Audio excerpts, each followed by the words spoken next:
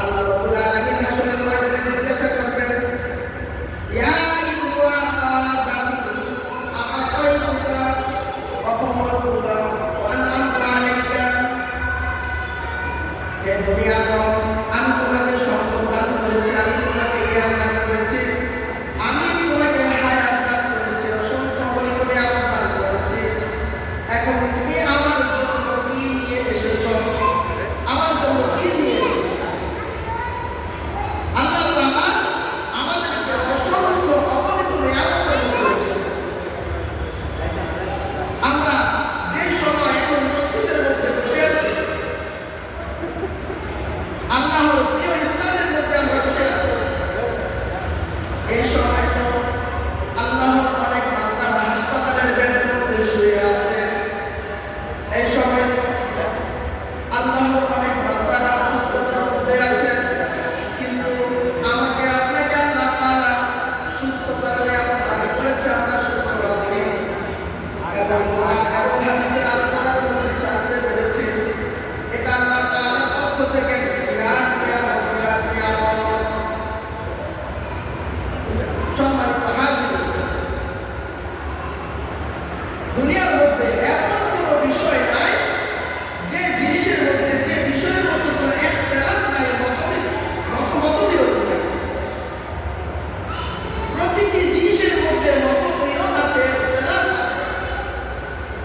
কিন্তু দুনিয়ার মধ্যে এমন একটি বিষয় আছে যে জিনিসের মধ্যে কোনো ইখতিলাফ নাই, কোনো মতবিরোধ নাই। সকল মানুষ ওই জিনিসের সাথে একমত পোষণ করে, আর ওই জিনিসটি হল মানুষের মৃত্যু। সে মুসলমান হোক, সে হিন্দু হোক, সে খ্রিস্টান হোক, সে ইহুদি হোক, সে নাসারা হোক, প্রতিটি মানুষই বিশ্বাস করে জীবনে একবার মৃত্যু আসবে, মৃত্যুর স্বাদ গ্রহণ করতেই হবে। কেননা আমরা, আমাদের বাস্তব এটা যে আমরা প্রতিনিয়ত এর সম্মুখীন হচ্ছি। মানুষ মৃত্যুবরণ করতেছে, আমরা কবরস্থানে গিয়ে দাফন করতেছি। প্রতিটি মানুষকে মৃত্যুর স্বাদ গ্রহণ করতে হবে। আল্লাহ রাব্বুল আলামিন বান্দাকে ডাক দিয়ে বলেন, ও আমার বান্দা, তুমি তো মৃত্যুর স্বাদ গ্রহণ করবা।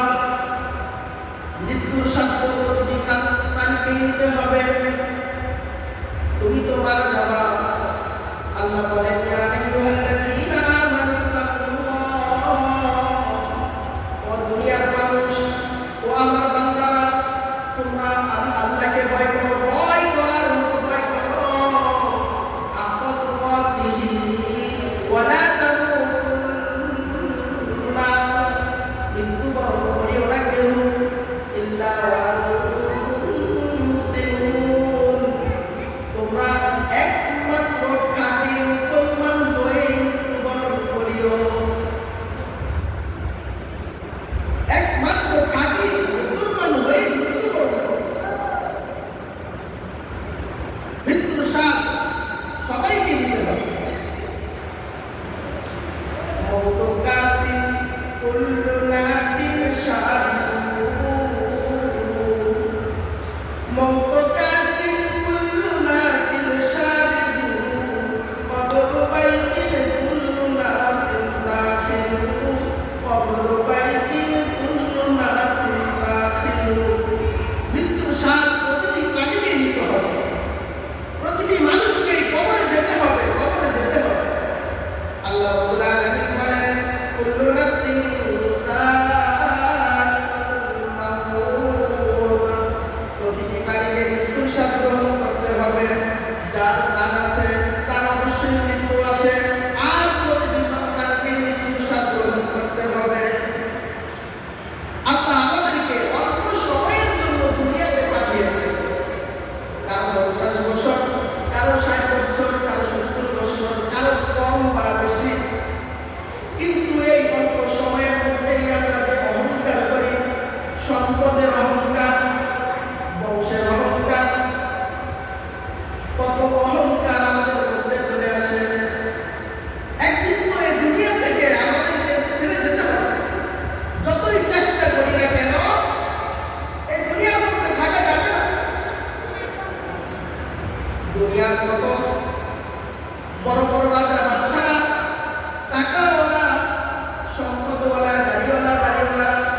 দুনিয়ায় থাকতে পারেন না। যদি পারত তাহলে তারা দুনিয়ার মধ্যে থেকে যেত। সকল মানুষ জাহান্নাম থেকে বাঁচতে চায়, অথচ মৃত্যুর হাত থেকে মানুষ বাঁচতে চায়, জাহান্নাম থেকে নয়। কিন্তু প্রতিটা মানুষ মৃত্যুর হাত থেকে কেউ বাঁচতে পারবে না।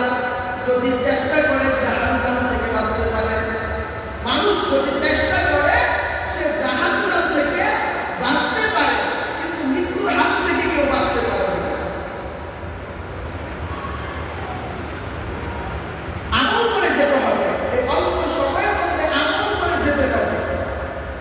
ইন্নাহু মাইয়াতি রাব্বাহু জিলবাহু ফা ইন্না লাহু জাহান্নাম। যে ব্যক্তি আল্লাহর দরবারে অপরাধী হয়ে উপস্থিত হবে, আল্লাহ বলেন ফা ইন্না লাহু জাহান্নাম, তার জন্য রয়েছে জাহান্নাম। লা ইয়ামুতু ফিহা ওয়া লা ইয়াহইয়া, সেখানে সে বাঁচবেও না, মরবেও না। তাকে সেখানে এমন শাস্তি দেওয়া হবে, সে বাঁচার জন্য চেষ্টা করবে কিন্তু বাঁচতেও পারবে না। সে চাইবে আমি যদি এই শাস্তি থেকে মরে যেতাম, কিন্তু সে মরবেও না, এমন শাস্তি তাকে দেওয়া হবে। ফা ইন্না লাহু জাহান্নাম লা ইয়ামুতু ফিহা ওয়া লা ইয়াহইয়া। এই জন্য দুনিয়া হলো আর দুনিয়া মাযরাউতুল আখিরাহ, আখিরাতের পুঁজি কামানোর স্থান দুনিয়া। জ্ঞান তো তারা যারা অল্প সময়ের মধ্যে আমল করে, যারা আমার বলে না। মানুষ তো বলে এই বাড়িটা আমার, এই গাড়িটা আমার, ছেলে আমার, মেয়ে আমার, স্ত্রী আমার, সম্পদ আমার, ব্যাংক ব্যালেন্স আমার বলতে কিছুই নাই। আমি তো আমার মাওলার।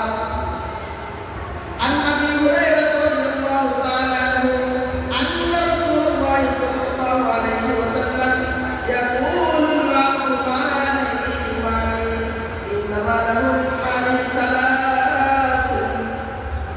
নবীর বিখ্যাত সাহাবী হযরত আবু হুরায়রা রাদিয়াল্লাহু তাআলা আনহু থেকে বর্ণিত, নবীজি সাল্লাল্লাহু আলাইহি ওয়াসাল্লাম বলেন, বান্দাগণ শুধু বলে মালি, আমার সম্পদ, আমার মাল, আমার সম্পদ সব আমার, গাড়ি আমার, বাড়ি আমার, স্ত্রী আমার, ছেলে সন্তান আমার, ব্যাংক ব্যালেন্স আমার, ফ্যাক্টরি আমার, অনেক কিছুই আমার। খালি বলে সম্পদ আমার, মাল আমার। নবীজি বলেন ইন্নামা লাহু মিন মালিহি সালাতুন, শুধু তিনটি জিনিস তার, তিনটি জিনিস ছাড়া আর কিছুই তার না। নবীজি বলেন তিনটি জিনিসের মধ্যে এক নম্বর হলো মা আকাল ফাআফনা, যে সে যা খেয়েছে, খেয়ে শেষ করে দিয়েছে, হজম করে দিয়েছে, ওটাই ছিল তার। আউলা বিসাফা আগলা, আর সে যা পরিধান করেছে, গায়ের কাপড়টা যা পরিধান করতে করতে সে পুরাতন করে ফেলেছে। আও আআতা ফাআতানা, আর যে দান করেছে এবং সঞ্চয় করেছে, আখিরাতের পুঁজি কামাই করেছে, আখিরাতের সঞ্চয় করেছে দুনিয়াতে। সুতরাং জ্ঞানী ওই ব্যক্তি যে দুনিয়ার মধ্যে থেকে আখিরাতের পুঁজি সঞ্চয় করে নেক আমল নিয়ে করতে যায়। আল্লাহ বলেন দুনিয়ার মধ্যে কেউ থাকতে পারবে না, কেউ থাকতে পারবে না। কত সম্পদশালী দুনিয়া থেকে বিদায় নিল, কত টাকা পয়সার মালিক দুনিয়া থেকে বিদায় নিল, কত রাজ মুকুট পরিধানওয়ালা দুনিয়া থেকে বিদায় নিল।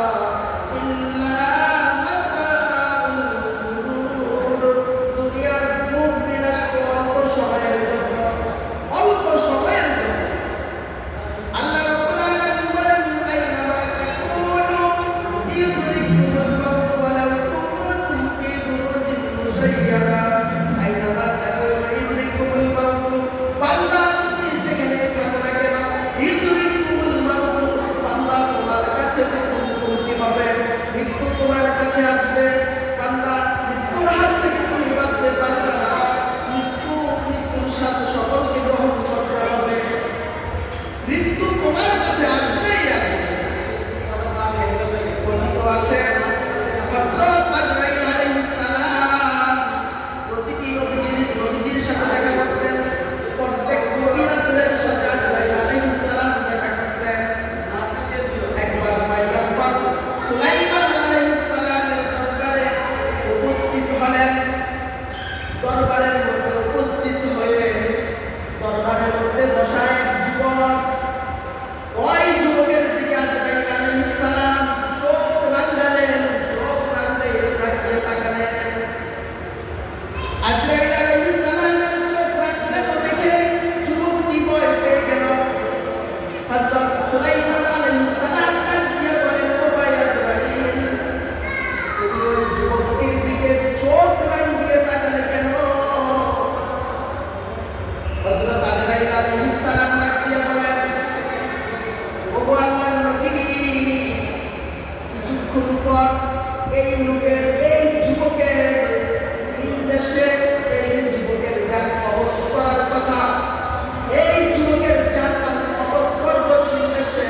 সুতরাং আমি তো আশ্চর্য হয়ে গেছি, এই যুবক আপনার কাছে কিভাবে এসে, কিভাবে এই যুবক আপনার মজলিসে? আল্লাহ আদেশ করেছেন কিছুক্ষণ পর আমি চীন দেশে এই যুবকের যান কবজ করব। আমি আশ্চর্য হয়ে গেছি। হযরত আজরাইল আলাইহিস সালাম কিছুক্ষণ পর চলে গেলেন। যুবক হযরত সুলাইমান আলাইহিস সালামকে ডাক দিয়ে বলেন, ও পয়গম্বর, আপনি বাতাসকে আদেশ করুন, বাতাস যেন আমাকে মুহূর্তেই চীন দেশে পৌঁছে দেয়। বাতাস যেন আমাকে চীন দেশে পৌঁছে দেয়। পয়গম্বর সুলাইমান আলাইহিস সালাম বাতাসকে আদেশ করলেন, ও বাতাস, এই যুবককে এখনই চীন দেশে নিয়ে যাও। আর বাতাসের আগে হযরত আজরাইল আলাইহিস সালাম উপস্থিত, বাতাসের আগে গিয়েছেন চীন দেশে, যেখানে যান কবজ করার কথা সেখানে গিয়ে উপস্থিত। বাতাসও যুবককে নিয়ে উপস্থিত করেছে। আর ওই সময় আজরাইল আলাইহিস সালাম যুবকের যান যথাসময়ে কবজ করেছে। যেখানে যান সেখানে হবেই হবে। কিছুক্ষণ পর আবার হযরত আজরাইল আলাইহিস সালাম পয়গম্বর সুলাইমান আলাইহিস সালামের মজলিসে উপস্থিত। পয়গম্বর সুলাইমান আলাইহিস সালাম বলেন, ও আজরাইল, তুমি কেন এই যুবকের দিকে চোখ রাঙালেন? আজরাইল বলেন, ও পয়গম্বর, চীন দেশে এই যুবকের যান কবজ করার কথা বলা হয়েছে। আপনার মজলিসে দেখে আমি অবাক হয়ে গেছি। সেজন্য আমি অবাকের অবস্থায় আমি চোখ রাঙিয়ে ফেলেছি।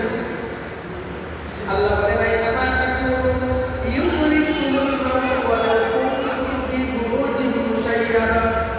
যদিও কঠিনতম যুদ্ধের মধ্যে তুমি থাকো, ওই যুদ্ধের মধ্যে তোমার মৃত্যু হবেই হবে।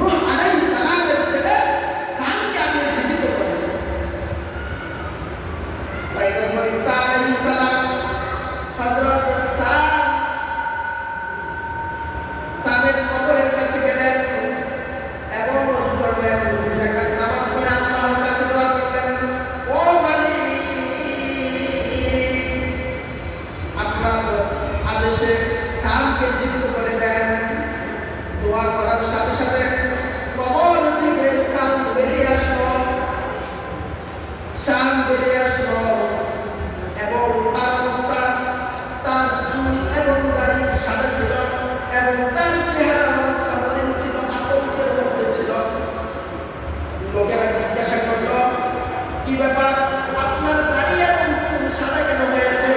আপনার আমলে তো দাড়ি এবং চুল সাদা হইতো না। হযরত সাম বলল, আমি মনে করেছি কিয়ামত শুরু হয়ে গেছে, আর কিয়ামতের যে বিভীষিকা, কিয়ামতের অবস্থা যে অবস্থা হবে, এই ভয়ে আমার দাড়ি এবং চুল সাদা হয়ে গেছে। আমি যখন মারা গেছি, মৃত্যুর এমন তিক্ত অবস্থা, এই তিক্ত অবস্থায় আমার এমন তিক্ত অনুভব করেছি শ্বাস, এই শ্বাস আমার চেহারা থেকে এখনো দূরীভূত হয় না, যায় না। মৃত্যু সকলের কাছে,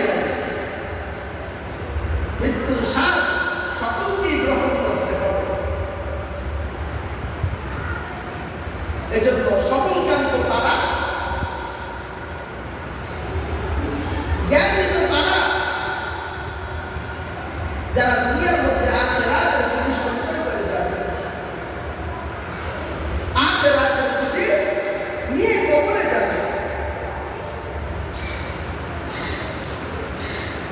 মানুষ তো এদিক সেদিকে অনর্থক সময় নষ্ট করে, হ্যাঁ তামাশা করে। লোকেরা হযরত ইব্রাহিম ইবনে আদহাম রাহমাতুল্লাহি আলাইহি জিজ্ঞাসা করল, আপনি যদি আমাদের সাথে কিছু সময় অতিবাহিত করেন,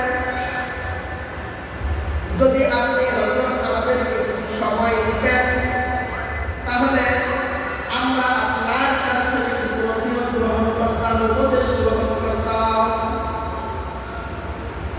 এক আলেমকে হযরত ইব্রাহিম ইবনে আদহামকে লোকেরা জিজ্ঞাসা করল, হযরত আপনি আমাদেরকে কিছু নসিহত করুন, যেন আমরা কিছু উপদেশ গ্রহণ করতে পারি। হযরত ইব্রাহিম ইবনে আদহাম লোকদেরকে ডাক দিয়ে বলেন, ও আমার বন্ধুগণ, আমি তো চারটি জিনিস নিয়ে খুব চিন্তিত আছি। আমি তো সময় পাই না, আমি কিভাবে তোমাদেরকে সময় দিব? আমি চারটি বিষয় নিয়ে খুব পেরেশান অবস্থায় আছি। লোকেরা জিজ্ঞাসা করল, হযরত আপনি কোন চারটি জিনিস নিয়ে আপনি চিন্তিত, আমাদেরকে বলুন, আমাদেরকে বলুন কোন চারটি জিনিস নিয়ে আপনি পেরেশানির মধ্যে আছেন। হযরত ইব্রাহিম ইবনে আদহাম রাহমাতুল্লাহি আলাইহি বলেন, আমি প্রতিজ্ঞা দিবস নিয়ে চিন্তিত, যেদিন আল্লাহ তাআলা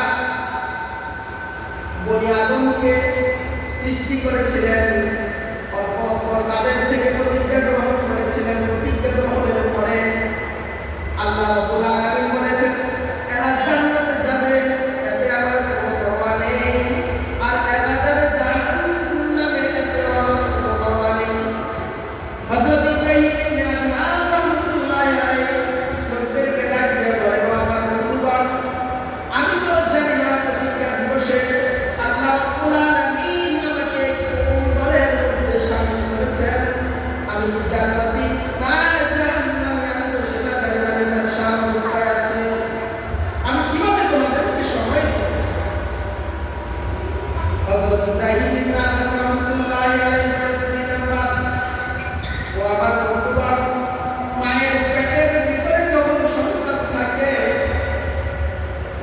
যখন ওই সন্তানকে সন্তানের শরীরে উদ্ধার দেওয়া হয়, তখন সেই শিশুর সাথে নিযুক্ত ফেরেশতারা আল্লাহকে ডাক দিয়ে বলেন, ও মালিক, এই শিশুটি অবদান হবে নাকি সৌভাগ্যবান হবে? হযরত ইব্রাহিম ইবনে আদহাম রাহমাতুল্লাহি আলাইহি বলেন, ও আমার বন্ধুগণ, আমরা তো জানি না, আমি তো জানি না ওই সময় আল্লাহ তাআলা আমার ব্যাপারে কি আদেশ করেছেন, আমার ব্যাপারে কি বলেছেন, আমি কি সৌভাগ্যবান না অভাগা?